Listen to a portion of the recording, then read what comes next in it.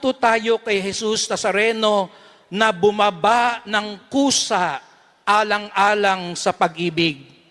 Sa ating bayan ngayon, may mga ayaw bumaba kahit mali na at bistado na.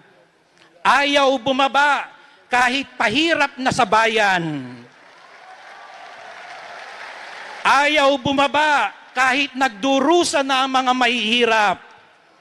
Ayaw bumaba kahit binabaha na at nasisira na ang bayan. Ayaw bumaba kahit hindi karapat-dapat. Nandito po ngayon si Bishop Tobias. Binibiro ko siya kanina, sabi ko, susundan ko lang ang kanyang sinabi. Tumigil na, tama na. Maawa na kayo sa taong bayan. Mahiya naman kayo. Bumaba na ng kusa, alang-alang sa awa at pag-ibig.